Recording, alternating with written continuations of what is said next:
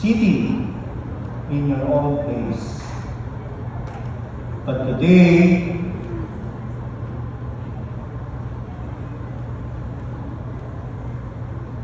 yun ang problema ko lang. But today, he came here to inspire us. Allow me to tell some about our guest speaker. He was born and raised as a Rosanian on February 6, 1982. He is the third son of a retired policeman, SPO2 Roberto B. Lagatao, and his wife, Perla L. Digayan. He completed his grade school education at Balibago Elementary School in 1984. He then graduated at the Santa Rosa Educational Institution in 1998 and went to earn a Bachelor of Science in Criminology from the University of Perpetual Health System in Binyan, Laguna, graduated on 2002. He started his dream in the Philippine National Police on June 1, 2008 and belonged to Class Lugilas, and after a rigorous training for a police officer 1 and received various meritorious and commendation awards on his chosen field. My dear graduates, to know him better, let's watch this.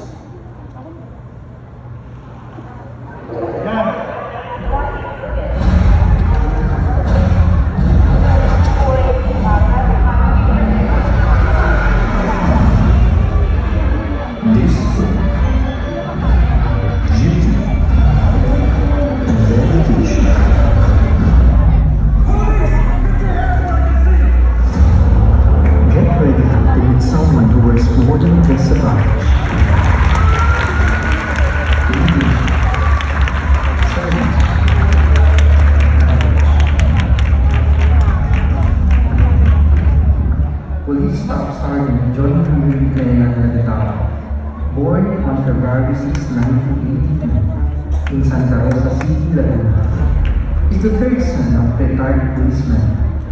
Inspired by his father, he pursued a career in law enforcement. He completed his education in Santa Rosa and earned a BS in Criminology in 2000.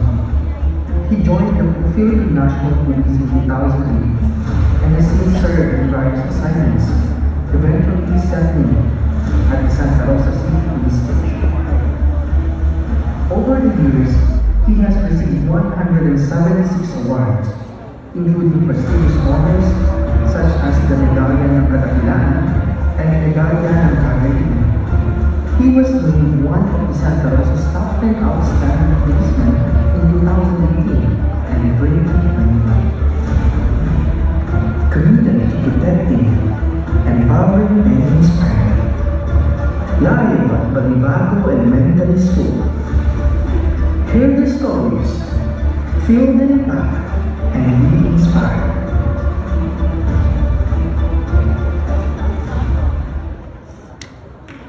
All right.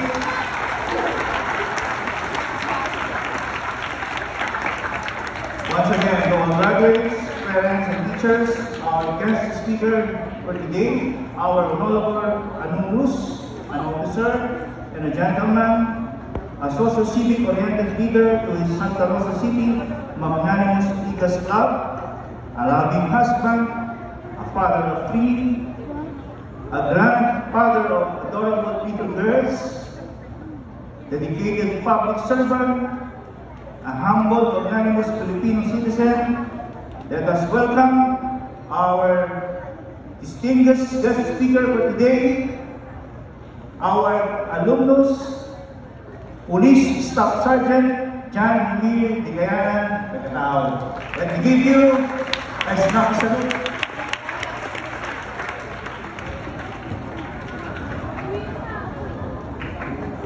Maraming salamat po sa ating tagapagpakilala, Mr. Robert Videnser.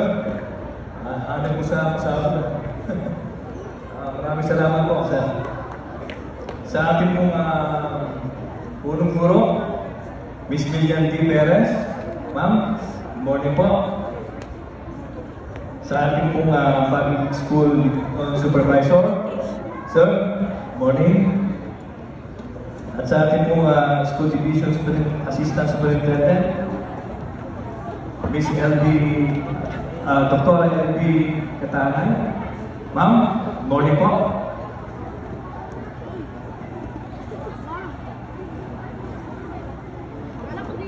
Good morning, graduates, parents, teachers, and guests.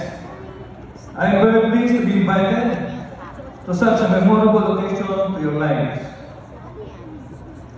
How are you today, dear graduates? Dear graduates, how are you today? Ang aking pong speech ay hindi po gano'ng kahaba. Huwag po kayo mag-alala. Please listen, hopefully you learn something after I talk 2 minutes and 2 hours. Okay na po ba yun? 2 hours? Galas peso lang po yata tayo rito. Hindi, maigli lang po ito. Sino po dito ang gusto magpulis? Taas ang kamay. O sundalo. O, hindi ba kayo mga kamay nyo, ha? So, handa na mamatay para sa ating bansa. O sa ating bayan. O ba't bigla nagbabaan ng kamay? Mga nakataas na bigla na wala. Hindi, bigla lang po yun. Kahit ano po profession ang kuling nyo, basta po pangarap nyo, at pag natupad po yun, masarap po sa pakiramdam. This day is as much an achievement for the parents as it is for the graduating students. So graduates, pwede po bang tumawin lahat? Muna po tayo sa ating mga parents or guardians. Gusto ko po sabay-sabay po sabihin na congratulations and thank you. Okay, maraming salamat po. Pwede na po mauulit. Alam niyo po, a few weeks ago, nakareceive po ako ng message kay Sir Fidel. Nagkausap po kami sa phone. Sinabihan niyo po ako, baka po pwede ang speaker niyo po dito. Una po, napaisip ako. Kasi po, mas marami po na maraming achievements at ranking po kaya sa akin. Pero gusto ko kasi ni Sir Fidel, sabi niya, baka pwede pulis naman kasi palagi na lang po engineer yung mga nakukuha nila. Saka matagal na rin po ako sa servisyo, kaya ako po yung napili ni Sir Fidel na maging speaker. Sa madaling salita, hindi na po nakatanggi ang kapitalism. Ang pagkakalam po kasi, pag inimbitahan po dito na maging speaker, those who are already successful in life, I question myself, am I? Alam niyo po, this is my first time to be invited as a guest speaker of this occasion. But then again, what's the definition of successful or success? According to dictionary, success is attainment of positions, honor, wealth, gold, and the like. Maybe in a way, I am not being wealthy or having high positions, but because I have found my passion, my mission, and my calling, and that is to serve in our country. Being a police officer, I have found the happiness and satisfaction in all aspects because I fulfill my dreams to become a policeman. Kagaya niyo din po ako ng bata. Nung bata pa ako nangangarap. Around 31 years ago. Tagal na po. Kagaya niyo din po ako na-excited. Dahil sa wakas, graduate na ako. As what you heard earlier, I am the alumni of of this institution. And my graduation is so memorable for me. Hindi ko po yun nakakalimutan. Pero hindi ko na po siya-share. Bakit? Kasi hahaba pa po. Basta ang elementary days is a happy one.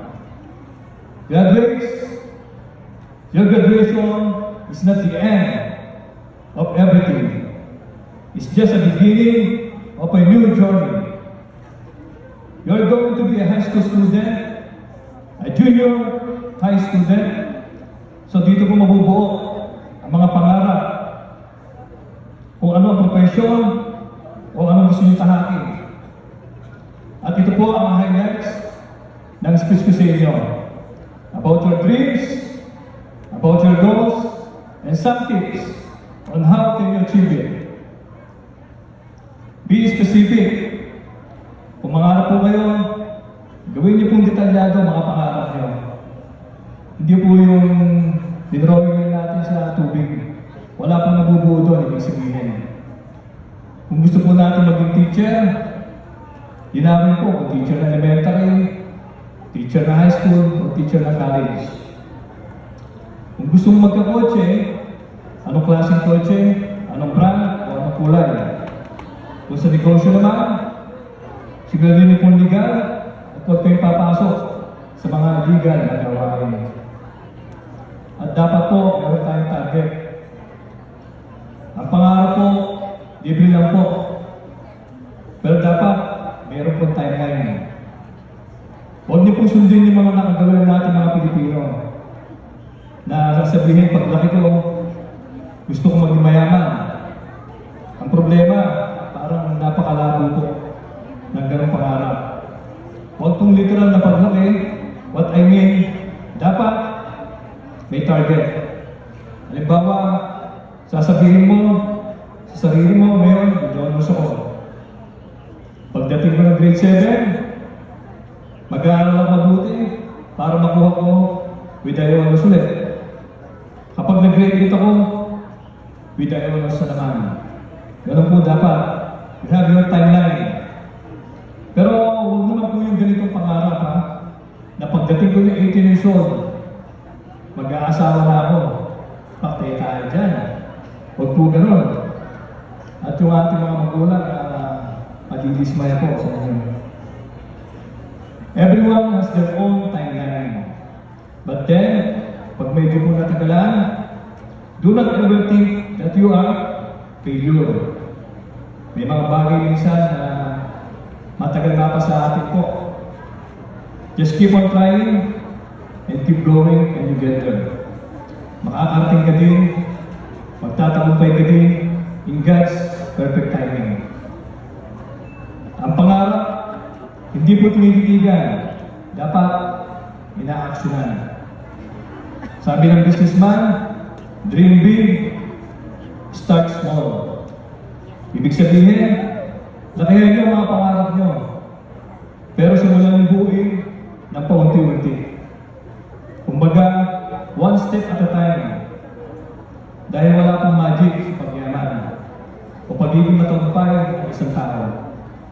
Pero syempre, hindi po matatapos ang pangarap. Sa pag-imagine, dapat sasamahan po ng action.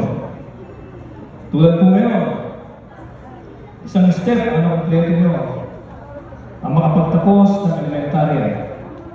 Marami pa pong susunod na hakbang pagkatapos ito. Pero sana, huwag po kayong tamarin. Kasi kahit anong tumbling at flip-top battle ang gawin nyo, sa huli, ang pag-aaral pa din talaga ang susi para matupad ninyo ang inyong mga pangarap. Sabi nga ng author na si Bob Ong, umigit kumulang 10 taon na lang kayo mag-aaral. Kung hindi kayo magsisikap, mahigit 30 years, kahirapan ang magiging kapalit. So, sobrang lugi po, di ba? Lugi, ano? Pero ngayon, sana wala na sa inyo po ang gugustuhin umiwas. Umiwas pa sa eskwela. Do something to make your dreams came true. Hindi yung hanggang pangarap, imagination na lang po. One more thing. Do not make excuses in achieving your dreams.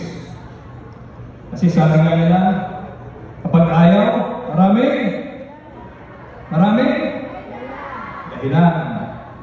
At kung gusto naman, marami, yun, dali nyo. Tama po yun. So wala pong dahilan para hindi po matupad ang ating mga pangarap. Maliwanag po ba yun? So gusto ko po, kapag professional na kayo, isa din po sa inyo ang tumindi dito at magsalita at magbigay ng inspirational message. Balang araw. Huwag mag-shortcut. Madalas kasi mahilig tayo sa madali ang paraan.